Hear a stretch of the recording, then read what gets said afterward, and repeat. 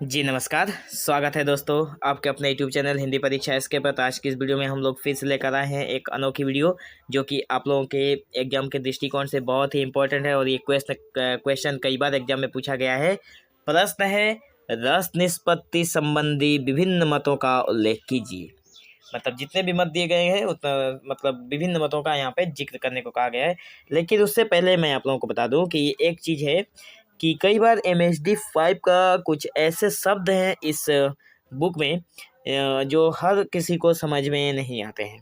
ठीक है, बहुत टफ शब्द मिलते हैं जिसका अर्थ समझ पाना बहुत मुश्किल होता है कभी कभी। इसलिए हम लोग एग्जाम में मतलब इधर उधर भटकते रहते हैं किसका आंसर क्या लिखें। रस निष्पत्ति इसके आंसर को जानने से पहले आप लोग सबसे पहले ये समझिए कि रस निष्पत्ति शब्द का मतलब क्या है।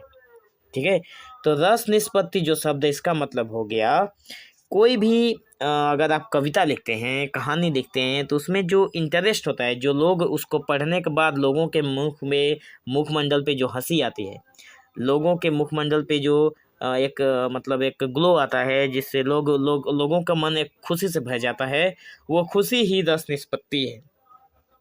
ठीक है, अगर आप ऐसी कविता को अगर आप कोई ऐसी कविता लिखते हैं जिसको पढ़कर लोगों के मन में खुशी हो, लोग हंसने लग जाएं, मतलब फुर्ती से खुशी से उनका मन झूम उठे, ऐसी कविता रस निष्पत्ति में मतलब आती है उसके अंतर्गत। ठीक है, तो हम आशा करते हैं कि आपको समझ में आ गया होगा रस निष्पत्ति क्या है। बढ़ते हैं आगे और हम लोग देखते हैं कि रस निष्पत्ति के व्यापार में यहाँ पे क्या बताया गया है कि रस निष्पत्ति काव्यशास्त्र का एक महत्वपूर्ण सिद्धांत है। मतलब काव्य की रचना में हमारा जो सिद्धांत है वो है रस निष्पत्ति, एक बहुत ही महत्वपूर्ण है। क्योंकि अगर आप कोई भी काव्य रचना करते हैं और उसमें कोई आनंद ही नहीं है, उसमें कोई सिर्फ दुख और दुख की बातें लिखते हैं, तो कौन आपके काव्य को ज़्यादा दिन तक पढ़ेगा। ठीक है ना।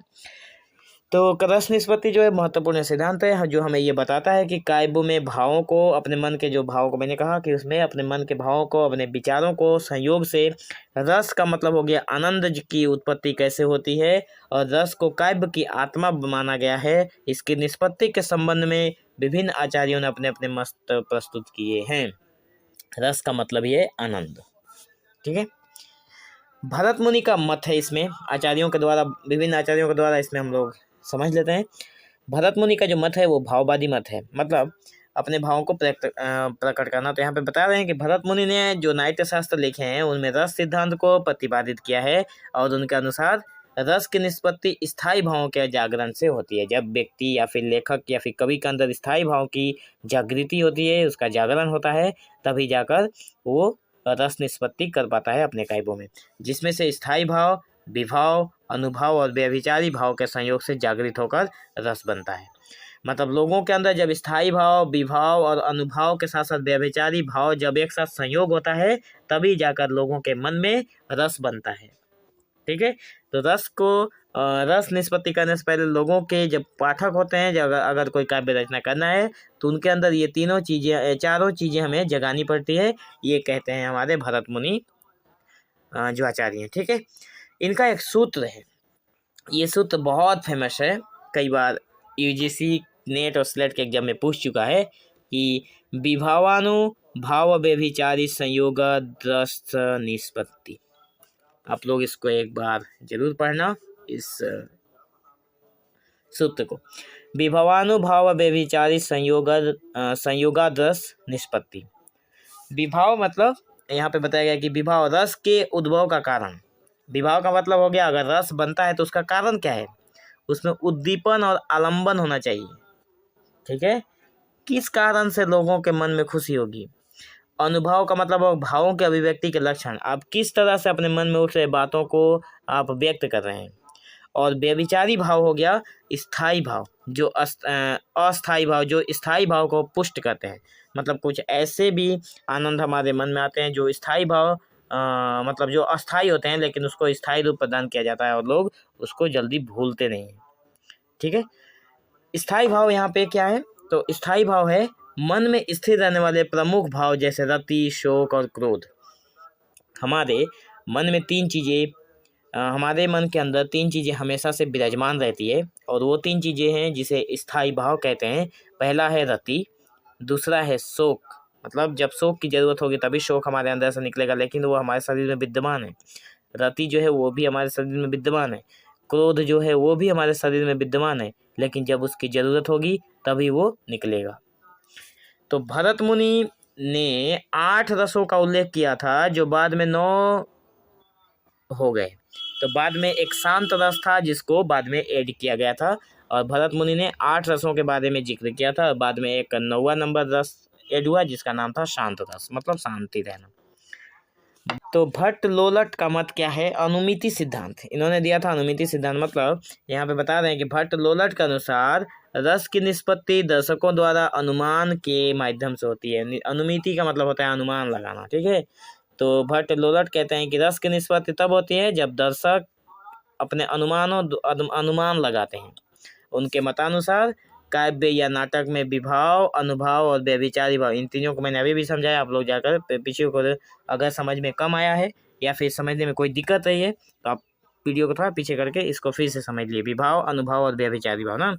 तो बताया गया कि काव्य या नाटक में विभाव, अनुभाव या व्यभिचारी भाव देखकर दर्शक स्थायी भाव को अनुमानित करते हैं और इसी से रस का अनुभव होता है।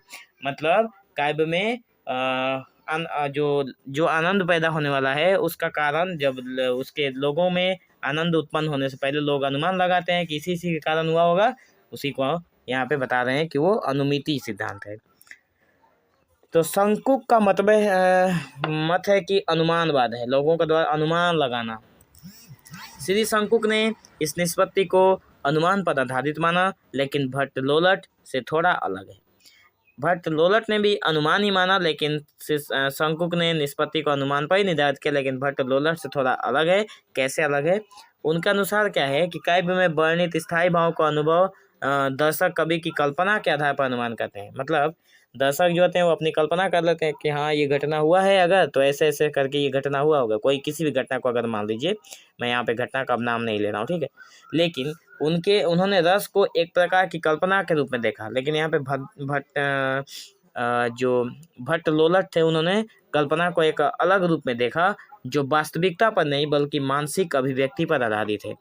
ये वास्तविकता पर नहीं बल्कि लोगों की मानसिक स्थिति पर आधारित हो जाती है कि हाँ ऐसी घटना अगर हुई है तो जरूर होगी, तो उससे अलग है उनका, ठीक है। भट्ट नायक का मतवाद, यहाँ पे भट्ट नायक जो है वे क्या कहते हैं? भोगवाद। भट्ट नायक ने रस निष्पत्ति को भोगवाद का अनुभव के माध्यम से माना, अनुभव के माध्यम से। उनके अनुसार रस का अनुभव अनुमान से नहीं बल्कि काव्य के माध्यम से एक विशेष आनंद की तरह होता है। उन्होंने 3 प्रक्रियाएं बताई। इन्होंने कहा अभिधा है, भक्ति है और भोग है। शब्द के प्राथमिक अर्थ का ग्रहण, जो शब्द लिखा हुआ है उसका प्राथमिक पहला अर्थ, उसका उस शब्द का मतलब क्या है। दूसरा हो गया उस अर्थ के साथ संबंधित कौन से भाव हैं। अगर गुस्सा है तो गुस्सा, अगर आनंद है तो आनंद, और स्थायी भाव का अनुभव, उसके साथ साथ जो हमारे अंदर जो स्थायी भाव है उसका भी अनुभव करना इन्होंने बताया। आचार्य भट्टनायक का मत था। आनंदवर्धन का मत है ध्वनि और व्यंजना सिद्धांत। ये ध्वनि और व्यंजना सिद्धांत के ऊपर जाते हैं। आनंदवर्धन ने ध्वन्यालोक में व्यंजना और ध्वनि सिद्धांत के माध्यम से रस को समझाया। इन्होंने ध्वन्यालोक में अपने क्या किया? रस और व्यंजना और ध्वनि के सिद्धांत के माध्यम से रस को समझाया। इन्होंने बताया कि उनके अनुसार रस की निष्पत्ति शब्द और अर्थ की व्यंजनात्मक शक्ति से होती है। शब्द और अर्थ की व्यंजनात्मक शक्ति मतलब जिसमें क्या होता है, जो मुहावरे और लोकोक्तियाँ जैसे शब्दों को यूज करके उसको मज़ेदार बनाया जाता है। तो इससे क्या होता है कि रस निष्पत्ति जो होती है वो व्यंजनात्मक शक्ति को इन्होंने व्यंजनात्मक शक्ति को इन्होंने महत्व दी, ठीक है। विभाव, अनुभाव और व्यभिचारी भाव जब व्यंजना शक्ति के माध्यम से स्थायी भाव को जागृत करते हैं तब रस का अनुभव होता है। किसने कहा? आनंदवर्धन ने कहा कि जब भी विभाव, अनुभाव, व्यभिचारी भाव तीनों मिलकर जब व्यंजना शक्ति के माध्यम से स्थायी भाव को जागृत करते हैं उसको कहा जाता है, हम लोगों का यहाँ पे रस निष्पत्ति कहते हैं। उन्होंने रस को काव्य की आत्मा कहा। आनंदवर्धन ने भी रस को काव्य की आत्मा कहा, ठीक है। ये वीडियो थोड़ी लंबी होती जा रही है लेकिन समझना बहुत जरूरी है। आचार्य मम्मट का मत है जो कि सम्यक निष्पत्ति इसमें बताया गया है। मम्मट ने काव्य प्रकाश में कहा, रस को काव्य की आत्मा मानते हुए कहा कि रस की निष्पत्ति विभाव, अनुभाव और व्यभिचारी भाव के सम्यक संयोजन से होती है। मतलब इन तीनों के मिलने से जो हमारी रस निष्पत्ति है वो होती है। और उन्होंने आनंदवर्धन और भरत के मतों का समन्वय भी किया, मतलब इन तीन आनंदवर्धन और भरत जैसे आचार्यों का भाई उन्होंने समन्वय किया, मतलब अपने कथन में मिलाया है इनकी बातों को। विश्वनाथ का मत, यहाँ पे विश्वनाथ का मत क्या है? संपत्ति सिद्धांत।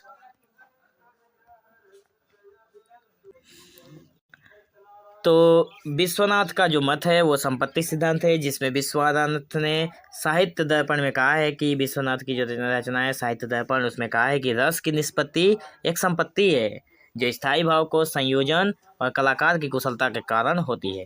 उन्होंने कहा कि रस की निष्पत्ति, साहित्य दर्पण में कहा कि जो रस की निष्पत्ति है वो तो एक संपत्ति है हमारी, जो स्थायी भाव के संयोजन से, स्थायी भाव जब संयोजन होता है, जब मिलता है, और कलाकार की जो कुशलता होती है, जो लिखने वाला जो लेखक होता है, जो कृति करता है, वो उसकी जो कुशलता है कि कैसे सबको मैच किया जाए, जब मैच हो जाती है तो उसी के कारण ये हमारी रस निष्पत्ति होती है। उनके अनुसार रस की निष्पत्ति दर्शकों के मन में होती है। इन्होंने कहा कि दर्शक के मन में रस की निष्पत्ति होती है। तो निष्कर्ष के तौर पर हम लोग यही कहेंगे कि रस निष्पत्ति के विभिन्न मतों में भरत मुनि का भाववादी जो मत, आनंदवर्धन का व्यंजना सिद्धांत सबसे अधिक प्रचलित और स्वीकृत है। और इन मतों से ये स्पष्ट होता है कि काव्य और नाटक का उद्देश्य केवल मनोरंजन नहीं है, बल्कि एक गहन भावात्मक अनुभव और आनंद प्रदान करना भी है। तो हम आशा करते हैं कि आपको वीडियो अच्छा लगा हो। वीडियो बहुत लंबा हो गया है, लेकिन अगर आप लोग वीडियो को अच्छे से देख लेते हैं तो कल के एग्जाम में आप लोगों के लिए कोई दिक्कत नहीं होने वाली है। तो मिलते हैं नेक्स्ट वीडियो में, तब तक के लिए आपका बहुत बहुत धन्यवाद।